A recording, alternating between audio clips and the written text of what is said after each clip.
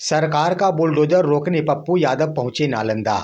गरीबों के मसीहा बनकर खड़े हो गए निर्दलीय सांसद। दोस्तों नमस्कार, मैं हूं आपका दोस्त एसके चौधरी। आखिर जिस वक्त सम्राट चौधरी के द्वारा गृह विभाग का कमान संभाला गया था, उसी वक्त उन्होंने बुलडोजर शब्द का प्रयोग किया था। उस वक्त आम जनता को लगा था कि बुलडोजर चलाकर बिहार को माफियाओं से मुक्त कराया जाएगा। लेकिन दोस्तों उसके तुरंत बाद ही उस बुलडोजर का स्वरूप बदल गया और इन दिनों बुलडोजर अगर चलाए जा रहे तो गरीबों के घरों के ऊपर चलाए जा रहे।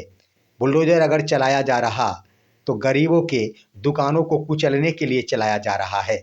लेकिन इसी बीच तमाम ग्रामीणों के लिए, तमाम गरीबों के लिए और साथ ही साथ सरकार के बुलडोजर को रोकने के लिए मसीहा बनकर खड़े होकर आ गए हैं निर्दलीय सांसद पप्पू यादव, जिन्होंने मुख्यमंत्री श्री नीतीश कुमार के गृह जिले नालंदा पहुंचकर सरकार को ही बड़ी चुनौती दे डाली है।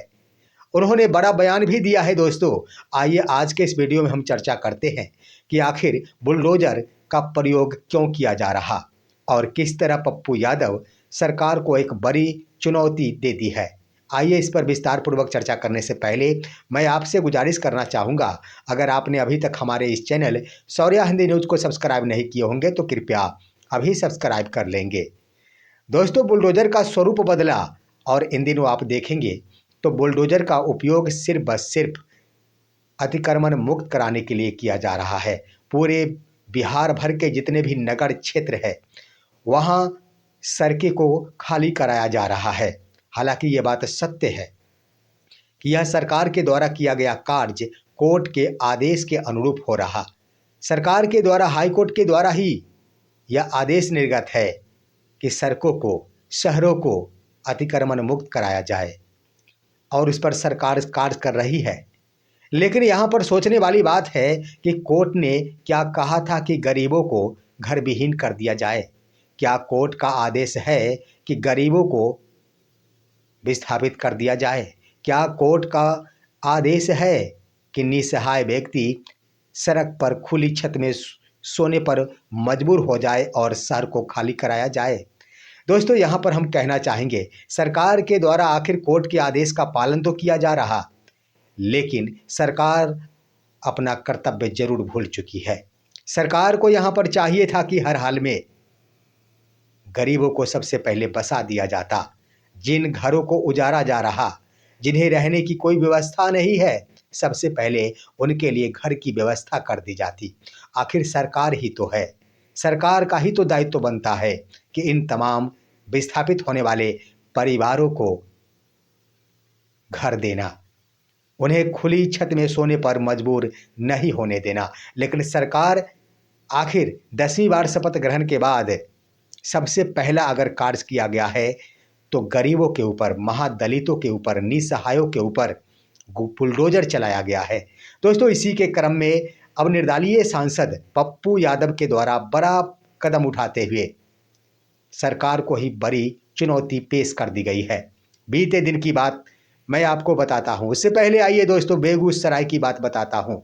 बेगूसराय में आखिर अतिक्रमण मुक्त कराने के क्रम में लोहिया नगर के झोपड़पट्टी से लेकर जेल तक प्रशासन के द्वारा बुलडोजर चलाया गया। लगभग 100 से अधिक छोटे बड़े दुकान और साथ ही साथ घरों को खाली कराया गया, लेकिन प्रशासन को कड़ी मशक्कत करनी पड़ी। आम जनताओं का, गरीबों का दंश झेलना पड़ा, विरोध झेलना पड़ा। हालांकि अंत में आकर प्रशासन के द्वारा बल प्रयोग किया गया। उसके बाद ही निसहाय व्यक्ति अपनी खुली आंखों से अपने घर को उजड़ते देख पाए। किसी भी सूरत में उन्हें मंजूर नहीं था कि मैं अपनी खुली आंखों से अपने घर को उजड़ते देखूं। लेकिन सरकार और प्रशासन की वो ताकत जो हर व्यक्ति को कमज़ोर कर देती है, गरीबों को भी कमज़ोर कर दिया बेगूसराय में। और वो तमाम गरीब, महादलित और साथ ही साथ एससी समुदाय के अधिकांशतः निसहाय व्यक्ति छत के बाहर आकर सोने पर मजबूर हो गए, क्योंकि उन्हें घर से विहीन यानी उनके घरों को तोड़ दिया गया। लेकिन दोस्तों उससे पहले आइए पप्पू यादव पहुंचे मुख्यमंत्री श्री नीतीश कुमार के गृह जिले नालंदा। नालंदा की बात मैं बता देना चाहूँगा दोस्तों, वहाँ पर प्रशासन के द्वारा 100 से ऊपर परिवारों को नोटिस दिया गया है घर घर को खाली करने को लेकर, और इसका अंतिम समय दिया गया है 4 दिसंबर 2025। 4 दिसंबर 2025 तक अगर तमाम निसहाय गरीब व्यक्ति अगर अपने अपने घरों को खाली नहीं करते हैं तो उसके बाद 5 दिसंबर को प्रशासन के द्वारा बुलडोजर चलाकर उनके घरों को तोड़ दिया जाएगा। आखिर जब पप्पू यादव को इस बात की भनक लगी, पप्पू यादव के कानों तक ये बात पहुंची, तब उन्होंने सीधा नालंदा रुख किया। वहां जाने के बाद दोस्तों उन्होंने सैकड़ों परिवारों से मुलाकात की, उनके दर्द को सुना, उनके दुखों को परखा और उन्होंने बड़ा हमला बोला सरकार के ऊपर। दोस्तों उन्होंने सरकार के ऊपर, साथ ही साथ आप जिस वीडियो में देख रहे होंगे, गरीबों के साथ बैठे हैं निर्दलीय सांसद पप्पू यादव।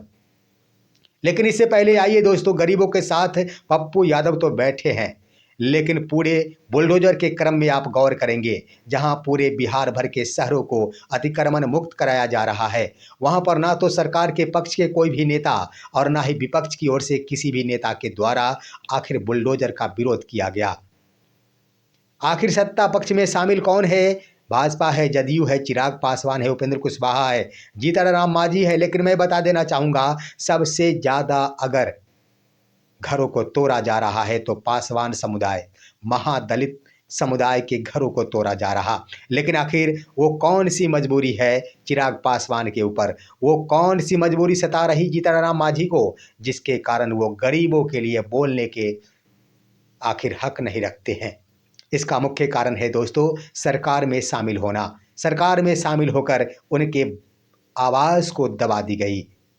और इस पर पप्पू यादव जब नालंदा पहुंचे तो एनडीए सरकार के इन नेताओं के ऊपर, जीतनराम मांझी के ऊपर, चिराग पासवान के ऊपर और उपेंद्र कुशवाहा के ऊपर जमकर बरसते हुए उन्होंने कहा कि ये सब सिर्फ व सिर्फ जातिगत राजनीति करते हैं, अपनी अपनी जाति का वोट लेते हैं, लेकिन जब आफत आती है इन सभी के जातियों के गरीबों के ऊपर, तब इनकी जुआ तक नहीं खुलती।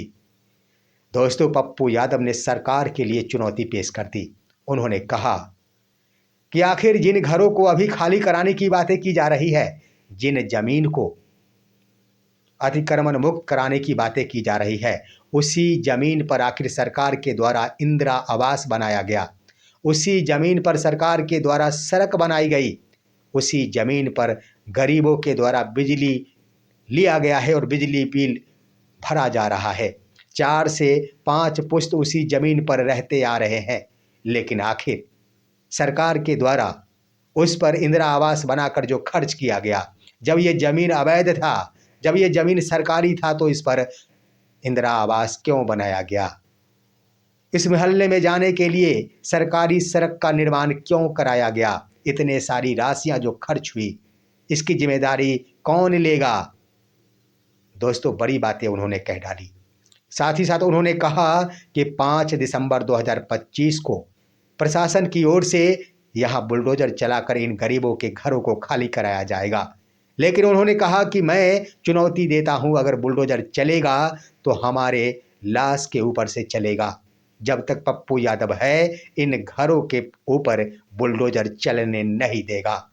दोस्तों बड़ी चुनौती उन्होंने सरकार से अपील कर डाली कि यहाँ पर बुलडोजर चला रही है सरकार, अगर हाईकोर्ट के आदेशों का सम्मान कर रही है सरकार, तो मैं मांग करता हूँ कि सम्मान करना चाहिए।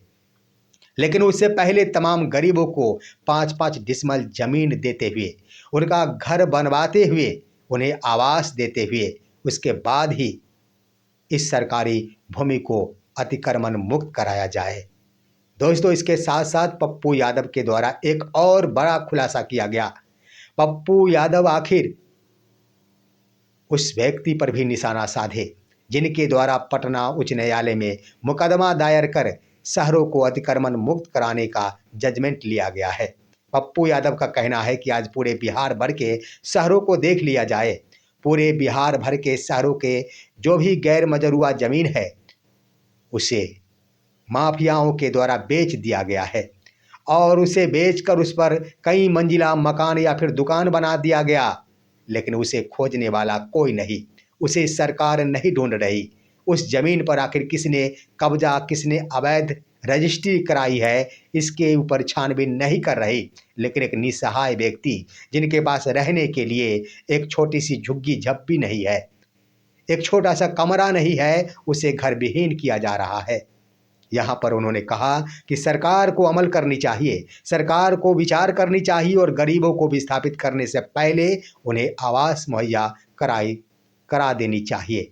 दोस्तों, इन तमाम मुद्दों को देखते हुए आखिर अंत में पप्पू यादव का जो सिलसिला रहता है, अंत में आकर गरीबों को कुछ मदद कर देना, वही नज़ारा देखने को मिला नालंदा में।